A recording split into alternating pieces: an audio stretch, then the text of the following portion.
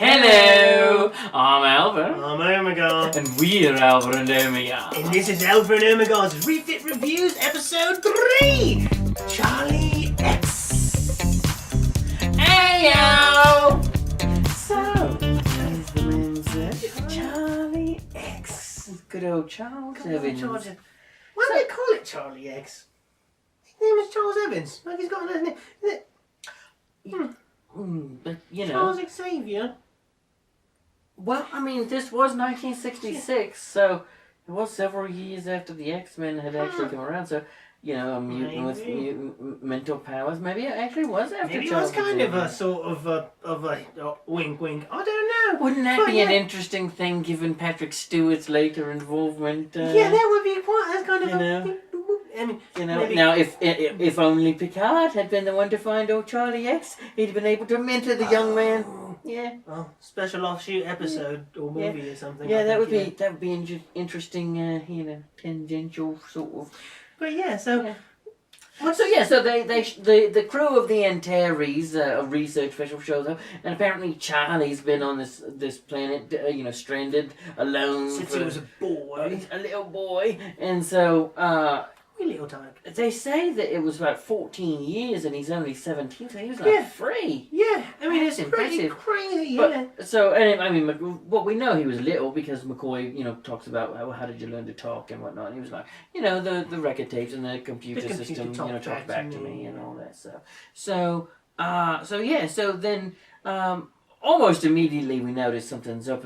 As soon as the Antares crew gets on there, They're like, very you know, nervous. Huh? okay, yeah, Captain, yeah, And then all of a he's sudden Charlie, he's a great there's kid, yep, chip, he's yeah, top, yeah. yep, cheerio, Yeah, yes, Governor. But And then then, and Kirk's like, guys, do you Do you want want anything? Like, a, you know, some a refreshments? transport, a You vehicle know, that just don't need anything? Like, some Saurian brandy? no, like, That yeah, would we're be good, good, all right, good. have a good Bye, day, Charlie. cheerio, all right, enjoy. Yeah. Yeah. And then they're gone. And then it's like, and then Charlie's like, is that a woman? Yeah, a girl. Yeah, a girl. When he says Yeoman Rand, yeah. He's totally stupefied. Yes, do. Well, I mean, he's never seen one. So, Yeah, never seen a girl before. Yeah, so, but... And she, unfortunate for the men of the USS Antares, I suppose. yeah, quite unfortunate. Yeah. But, anyway. So, interesting note on that. So, the crew of the Antares were wearing the obviously tan versions, and when Kirk first shows up, he's wearing his. This is the first encounter with the wraparound, which is green! as I said, Green. They thought green. that these uniforms were green, And it's kind of so- interesting. It has kind of the emblem sort of wraps around and Yeah. sticks down here in the torso. What was interesting was I hadn't remembered that later in the episode Charlie's wearing one of those things, but it's actually tan and looks like suede, but it doesn't have the captain's braiding up here or anything like that. But it is clearly a tan version of the wraparound, which is interesting because Kirk's the only one otherwise who gets the wraparound, I think, throughout the whole series. Interesting. So, and it kind of. I think it's they don't mention it. It's kind of like him, like emulating the captain a little bit because he can create whatever he wanted. So boom, he's like, I'm gonna look like the captain. Yeah. But I'm not the captain. He knew his place. Charlie X knew his place. Well, for the most part. To begin with, he did. He got a little big for his bitches. Yeah, a little big. Now, I will say, so the theme of this episode, which is, a person who's been stranded away and gets these, extra human powers as a result of an alien influence, and then is corrupted by them. I mean, we've had 4 Star Trek stories so far. We've had The Cage, Where No Man Has Gone Before, The Men Trip, and now Charlie X. And only one of these things was not like the other. The Man Trap wasn't exactly like that because it was an alien but the other 3 are kind of that story, to like different permutations of that story. Like in The Cage, they worried about that happening. Yeah, Where No Man Before you'll destroy yourself. has gone. Hello, Delta. Back for more Star Trek as always. And then with No Man Had Gone Before, you had Gary going crazy. Gary, and then in this one you actually see it further on down the line where Gary doesn't actually kill people, but Well, he does. He ends up killing. The one guy strangling him. But I mean, Charlie just so. In the end, the Antares crew tries to communicate with Enterprise once they think they're out of Charlie's range, so that they can warn them about him, and he ends up exploding the ship. Boom. Yeah, and so it's at that moment for me that Charlie becomes somewhat, beyond the point. Yeah. Beyond redemption. But and Kirk tries, of course. He's like, we could teach him. We could teach him if he could learn how to use his powers. We can teach him to be human.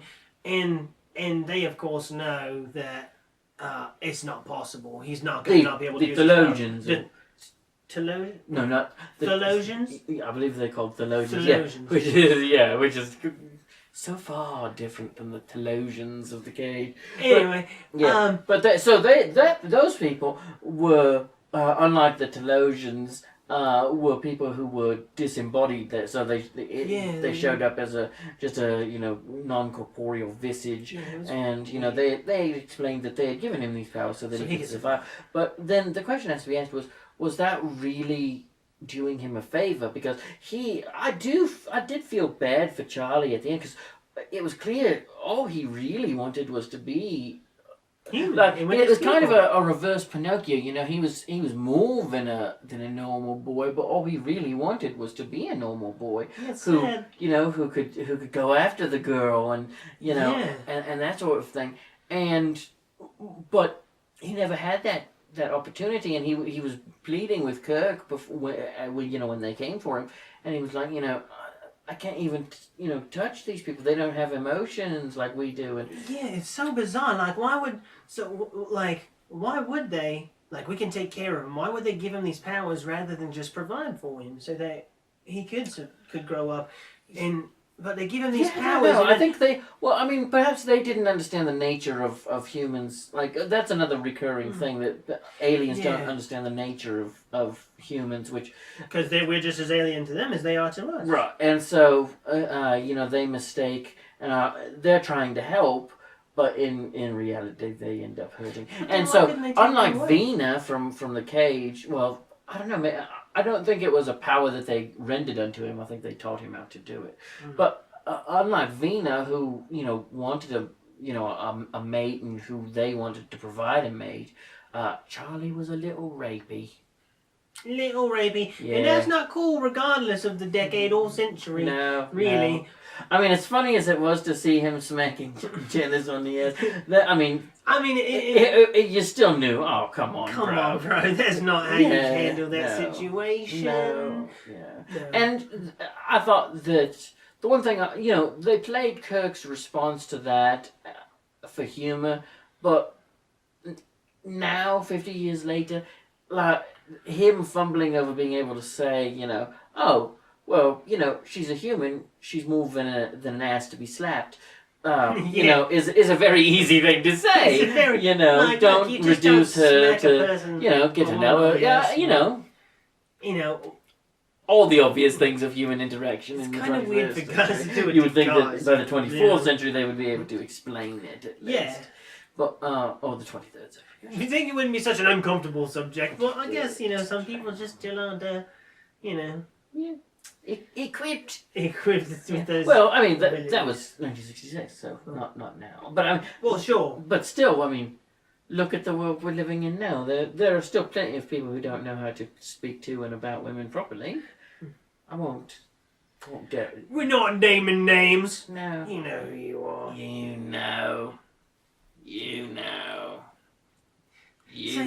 But it was interesting to see kind of the combination of the cage and where No Man Has Gone Before, and see where an alien race had just granted the human powers, or helped him learn the ability, however. Now, the only other thing that I really want to delve into in this episode is the serenade. Oh, yeah. That did happen. Was it Rec Room 6 or something like that? Yeah. Rec Room 3. Spock is playing his little sort of string instrument. It's a lyre, I believe. A lyre? Lyre. A lyre? Liar? Lyre. Liar. So he's playing it, and it sounds a little weird, and then there's this other sound that comes from the room somewhere, and I guess it was Uhura, and I was a little confused at first. Oh, and then the singing and playing started, and I'd say I wasn't really a fan of the music of the the 23rd century. Yeah. Like, Well, I mean, yeah. Now, I have to admit, for me, when Uhura starts up like that, all I can picture is the bird dance from Star Trek V.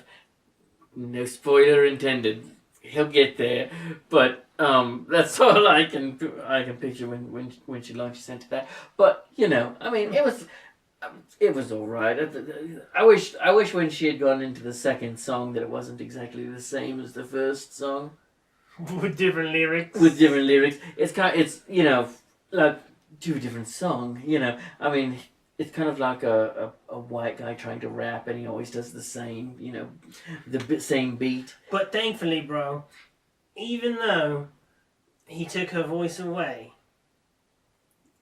at the end we were assured everything is as it was. Everything is as it was. I So do want she to will say be something able more. to sing So, again. That is, I hadn't remembered that line, but I do remember that line elsewhere in the original series. So when we get to the city on the edge of forever, the Guardian will actually say that exact line. I'm pretty sure. So that's kind of interesting.